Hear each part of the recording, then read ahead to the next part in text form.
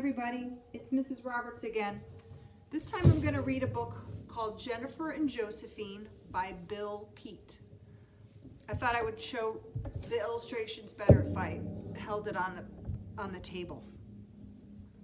My mother gave me this book when I was really little. She wrote on there, "To Christina, love mommy." Jennifer and Josephine, written and illustrated. Illustrated means that they did all the drawings. So he wrote it and he did all the paintings, by Bill Peet. Jennifer was already an old automobile way back in the year of 1933. The old touring car had traveled over 100,000 miles and had been sold or traded so many times she couldn't remember all the owners. Now at last she was worn out and sold for scrap iron and left sitting in the far corner of an auto junkyard, just passing the time rusting away. Still, Jennifer wasn't altogether unhappy. At least she had a friend, a scrawny stray cat named Josephine. Josephine had raised a litter of kittens in her back seat of the old car. When the kittens had grown up enough to look out for themselves, one by one they wandered away, while the mother cat stayed. Josephine had become attached to the car, for it was the only home she'd ever had. The cat left her rickety old house on wheels just long enough to search for food. She wandered the neighborhood alleys, stopping at kitchen doors wherever there was a chance of a few scraps and leftovers. Then she hurried home, afraid she might find her old car in pieces. That is what had happened to all the other old cars in the junkyard. They were sold for parts, so it was only a matter of time. One morning, Josephine was awakened by the sound of voices. It was very close. They were very close by, and the curious cat sat up for a look. It was the junkyard man and a long-legged fellow with two suitcases and a puffing cigar. "I buy 'em cheap and run the wheels off of them," growled the big fellow. "Will she run?" "You can give her a try," said the junkyard man. "They built 'em to last in those days." The fellow sat down heavily behind the steering wheel, then jammed a big foot on the starter, and then there was a roar, roar, roar, and then a sputter, sput, sput, ending with a cough. "Try her again," said the junkyard man. "She'll run." Once more, a big foot jammed on the starter, and once more there was a roar, roar, roar, and a sputter, sput, sput.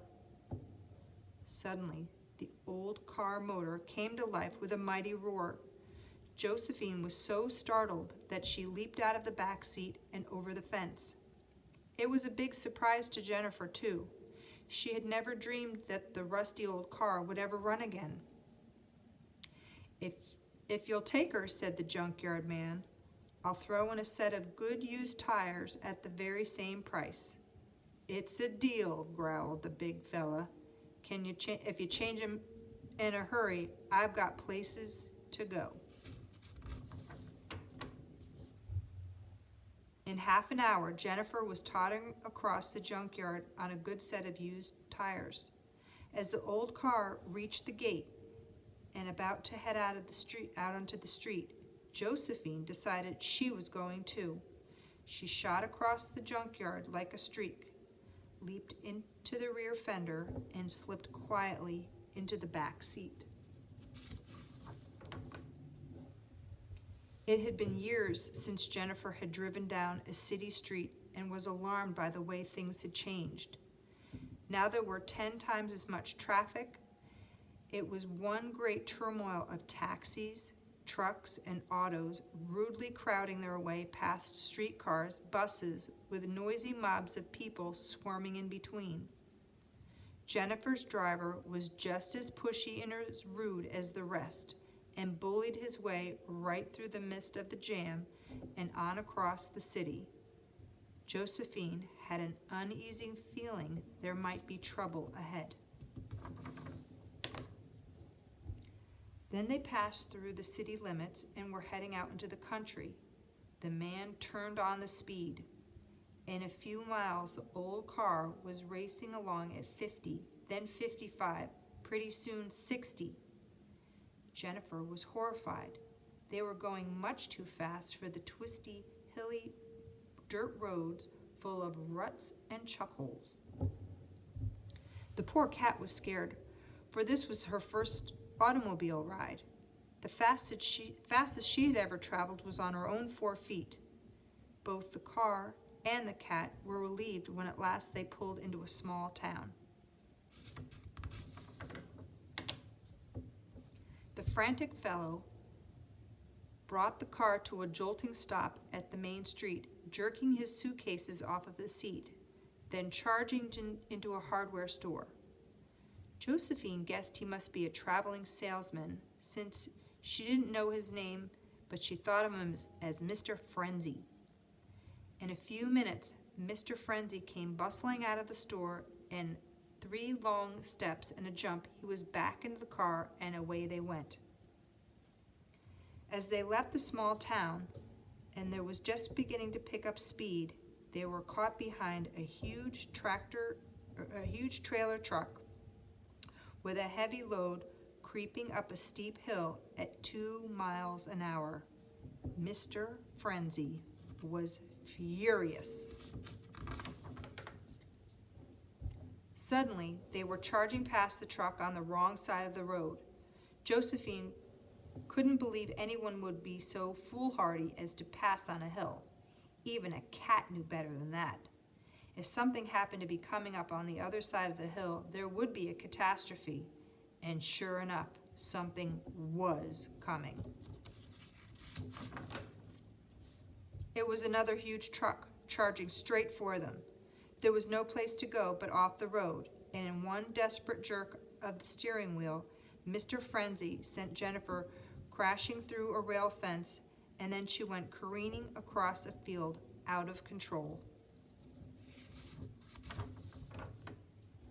The old car ripped through a haystack, swiped a henhouse, plowed through a pumpkin patch, uprooted a scarecrow, crashed through another fence, and then bounced back onto the road with a bam as her rear right tire blew out.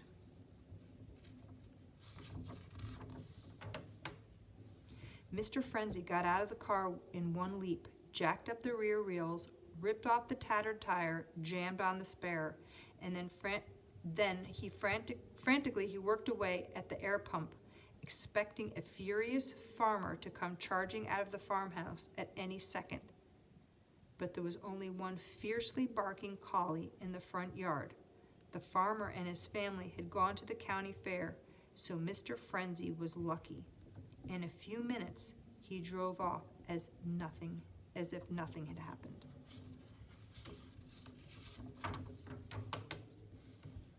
Josephine thought surely the fellow would slow down after such a close call with a truck. However, she was mistaken. Pretty soon they were racing a fast freight train, and on ahead the road looked like a sharp turn over the railroad crossing. The engineer warned the car to stop with a streaking blast of the whistle, but there was no stopping Mr. Frenzy. He was in too big of a hurry to wait for a long freight train to pass, and he kept the old car racing ahead at top speed. As they swerved wildly around the turn toward the crossing, the terrified cat was nearly thrown out. She barely managed to hang on by her claws, while Jennifer went hippity-bump over the tracks, one bump ahead of the engine's cowcatcher. Surely a scare like that would bring a man to his senses, sighed Josephine as she flopped down into the car seat. However, the poor cat knew better. The foolhardy Mr. Frenzy kept a big foot jammed on the gas pedal, and the old car raced on while Josephine worried. They were heading straight into a storm. Billowing black clouds rolled over the countryside, and a streak of lightning shot through the sky before a great rumble of thunder. fierce wind sent tree limbs sailing past them and threatening to rip off Jennifer's flimsy old top. Then the rain came roaring down, pounding the dusty road into slippery mud. Still, the frantic fellow sent the old car racing on at top speed. As night came on, Mr. Frenzy wheeled the old car into a service station at a crossroad. She was nearly out of gas. After the tank was filled, he had paid the attendant. Mr. Frenzy asked, "How's the road to Martinstown?" "Hilly as a camel's back and all mud," warned the man. "If you try that road tonight, you're taking an awful chance." An awful chance was just the thing for Mr. Frenzy, and Josephine wasn't a bit surprised when they headed down the road to Martinstown through the driving rain. And as the man had warned, the road was hilly as a camel's back and all mud. As Jennifer struggled up and down the hills, her churning wheels began slipping backward, then sideways.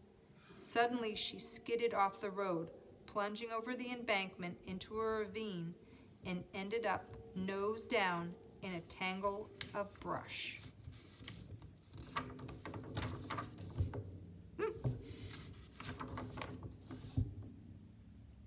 Still, there was no stopping Mr. Frenzy.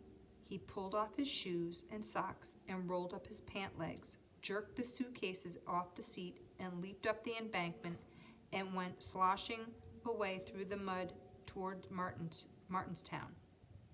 Josephine was left crunching the corner of the back seat, where she remained while the rain kept roaring down without a let-up. By morning, the stream that had trickled down the ravine had become a raging torrent of muddy water. The powerful current rolled up the old car's front fenders and headlights, turning her halfway around. Josephine was desperate. If something wasn't done soon, her old car would be swept away. She scrambled out of the top, looking wildly around for help. And there wasn't a soul in sight. The only sign of life was a red barn just over the hill beyond the trees. In one leap, Josephine took off across the woods straight for the barn. She hoped someone was there who could help. The miserably wet cat fought her way through the brambles and the brush, dodging past trees, bounding over logs, and then slipping under a rail fence out into the barnyard.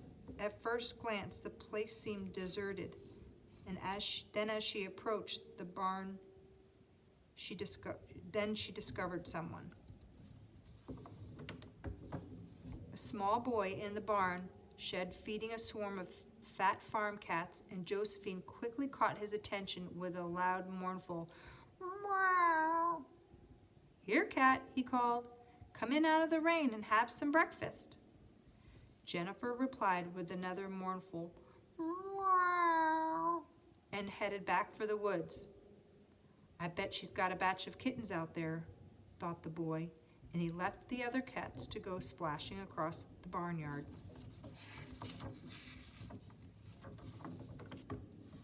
He vaulted the rail fence and went tumbling along through the tangle of undergrowth, with the scrawny stray cat leading the way.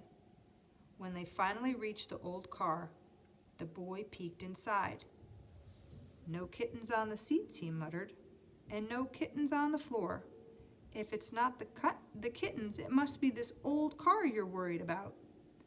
Then he hurried away through the woods, leaving Josephine with one slim hope. She knew that most small boys loved automobiles. Sure enough, the boy did love old automobiles, and to Josephine's joy, he returned with his father and a team of horses. They chained the team to the car's rear bumper, and after a bit of struggle, hauled her out of the ravine back onto the road. Then, with the horses hitched to the front bumper, They headed back to the farm. "Can we keep it?" asked the boy who was riding on one of the horses. "It's not ours," said the father, "but we'll store it in the barn shed until the owner shows up." The owner never did show up, and at last the farmer decided the old car was theirs. "She still runs pretty good," he said to his son, "so we might as well drive her into town now and then." The fellow was a slow, careful driver, never going more than 20 miles per hour, which was just about Jennifer's favorite speed. And Josephine always went along, either riding on the back seat or on top.